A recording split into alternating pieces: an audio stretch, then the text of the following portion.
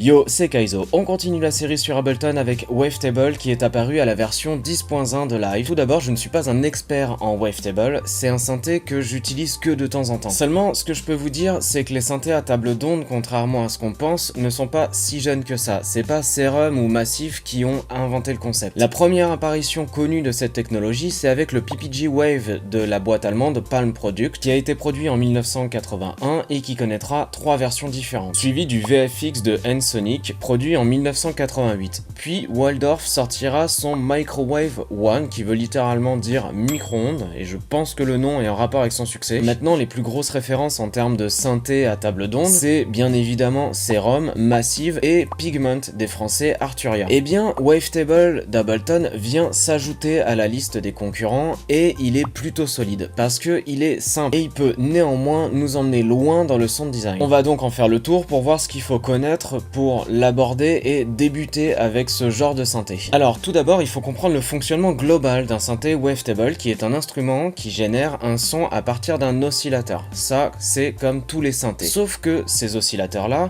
sont bien plus complexes. Ils utilisent un principe de transformation d'ondes dans le temps, à travers un empilement de formes, et c'est là qu'on va trouver notre table d'onde. C'est cette modulation qui donne son caractère si spécifique à ce synthé. La première que l'on voit ici est une table qui évolue entre les 4 formes d'ondes classiques, la sinusoïdale, la triangulaire, la forme de scie et la forme carrée. On peut donc passer d'une forme à l'autre. Seulement, dans un synthé Wavetable, le passage de l'une à l'autre se fait par un phénomène de morphing. Imaginons donc que l'on commence par une sinusoïdale ici, et bien quand je vais vouloir passer à la triangulaire, la forme d'onde passera par toutes les formes intermédiaires, ce qui nous donne notre première table d'onde entre la sine et la triangulaire. Sans modulation, le synthé sonnera comme tous les synthés à forme d'onde. C'est donc cette modulation, ce morphing entre les formes qui donne tout son sens à ce synthé. En fait, ce qui est cool, c'est que les possibilités qu'on a avec un synthé à table d'onde commencent là où les possibilités d'un synthé traditionnel se terminent. Par contre, on va pas s'amuser à naviguer entre les formes à la main comme ça va être relou. On va plutôt utiliser un ou plusieurs LFO pour le faire à notre place. Voilà l'explication basique du fonctionnement d'un synthé Wavetable. Bien évidemment, j'ai énormément simplifié, mais c'est pour notre bien à tous, parce qu'il existe beaucoup de synthés Wavetable différents avec plus ou moins d'options. Et je trouve que là où Ableton a été fort, c'est que le leur est vraiment un bon point de départ pour commencer, mais aussi un bon synthé intermédiaire, parce que dans la plupart des cas, il sera suffisant. C'est un synthé plutôt intuitif à utiliser et qui dispose d'un beau potentiel. Bref, revenons à Wavetable, il dispose de 2 vues possibles. Celle en vue d'instrument ou effet comme ceci dans la fenêtre en bas, mais aussi en vue étendue si on souhaite une expérience plus immersive. Il faudra alors cliquer sur cette petite flèche ici, et là on retrouve Wavetable en plein écran. Je trouve cette vue beaucoup plus pratique pour les sessions de sound design. On a accès à tous les réglages plus directement, et surtout on voit tout ce qui se passe. C'est avec cette vue donc qu'on va faire le tour. On retrouve 2 oscillateurs disposant chacun d'une table d'onde, et tout à gauche ici on a même un oscillateur de sub qui peut être réglé à 0, 1 ou 2 octaves en dessous. Si besoin, on peut le transposer malgré tout. Alors à savoir, il n'est pas effecté par le réglage unisson, mais on y viendra plus tard. Tout d'abord, on va commencer par le premier oscillateur. On retrouve par défaut les 4 formes classiques, sine, triangulaire, saw, square. C'est le réglage basique d'un oscillateur, là aucune surprise. Si je veux une forme bien plus complexe, alors je vais aller dans le menu Basics ici, et je vais choisir complexe, au hasard. Et là, tout de suite, notre oscillateur ressemble beaucoup plus à une Wavetable. Ensuite, à droite de ce menu, on a toute une liste de tables déjà présentes. Il y a beaucoup de presets disponibles. On peut promener notre wave en actionnant la jauge à droite ici, ou tout simplement en attrapant notre oscillateur sur la table et en le bougeant comme ceci. Sinon, on peut même cliquer en haut ici pour le faire monter, et en bas, comme ceci, pour passer directement du point A au point B. À gauche de notre table d'onde, on a le gain de l'oscillateur. Et en haut, ici, on a même un petit réglage de panning. Juste en bas, on retrouve le mode d'effet qui nous permet de choisir entre les 3 effets d'oscillateur. Donc, le mode FM qui utilisera de la modulation de fréquence. Le mode classique qui imite la largeur d'impulsion et la synchro des synthétiseurs traditionnels. Le mode moderne qui est la même chose que classique, sauf qu'on trouve de la distorsion de phase pour déformer l'oscillateur. Chaque effet déverrouille 2 réglages. Pour le FM, on aura le tune ici, qui va régler la hauteur de l'oscillateur.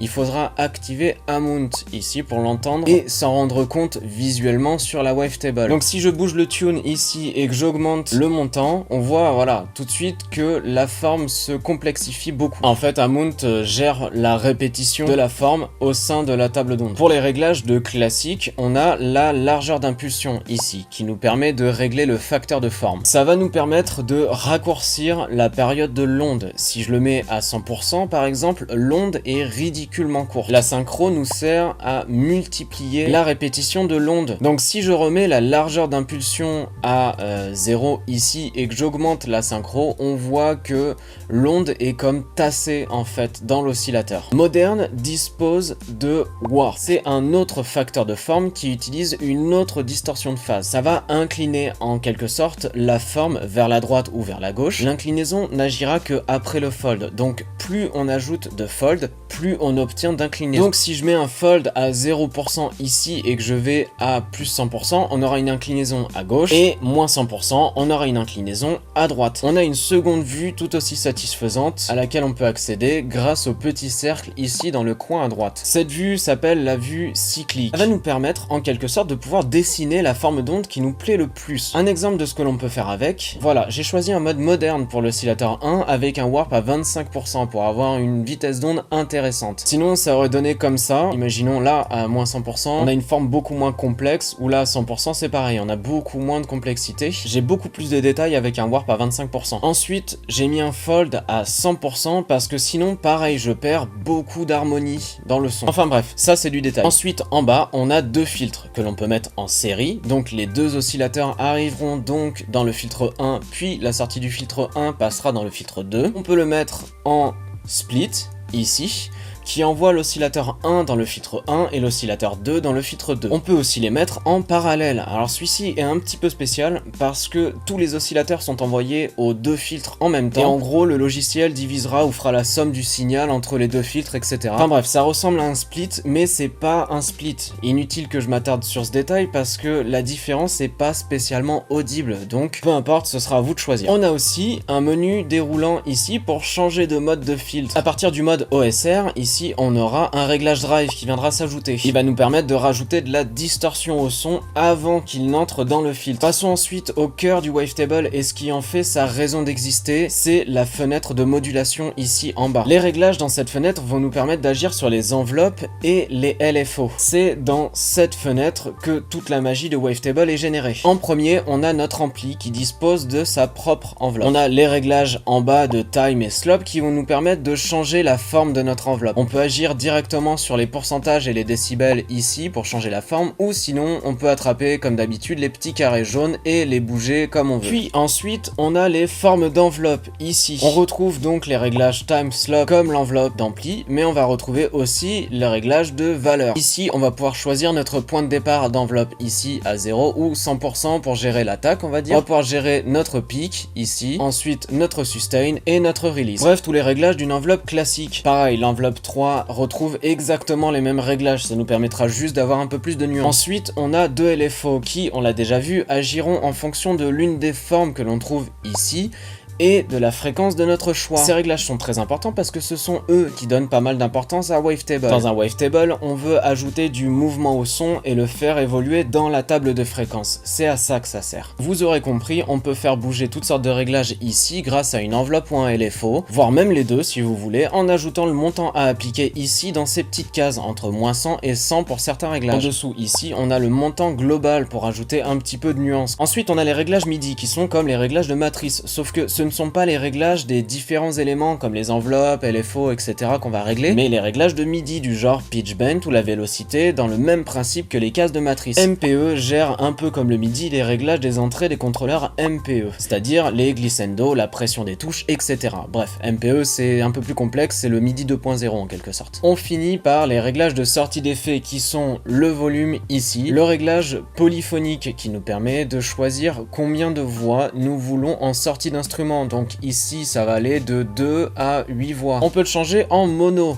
donc en une seule voix. Ça va nous permettre de déverrouiller le réglage glide qui nous permet de choisir le temps que mettra une note à glisser vers une autre. 0 millisecondes correspond à un changement brutal comme sur un piano par exemple, et plus on augmente, plus les notes glisseront l'une vers l'autre. Unisson est un réglage avancé, j'ai pas forcément le niveau pour vous expliquer en détail comment ça fonctionne et je suis pas sûr que ça vous intéresse. Ce que je peux vous dire pour l'instant, c'est qu'il nous permet de choisir entre 6 modes d'unisson. Ces 6 modes utilisent plusieurs oscillateurs avec différentes positions de phase dans la table. En gros, ça nous permet de rendre le son plus plein, plus complet. Voice règle le nombre d'oscillateurs utilisés par le réglage unisson. Amount règle l'intensité du réglage unisson. Voilà pour le tour du synthé Wavetable d'Ableton. C'est un type de synthé très populaire dans les différents styles actuels. J'ai adoré redécouvrir ce synthé avec vous et je pense que je vais l'utiliser de plus en plus parce qu'il permet de retrouver beaucoup de sons bien rétro des années 80-90 et d'ajouter du mouvement à un son sans forcément charger l'automation. Merci d'avoir regardé, pensez à vous abonner, lâcher un petit pouce bleu, ça fait toujours plaisir, vous êtes de plus en plus nombreux, c'est génial, merci infiniment pour tous vos commentaires, c'est ouf.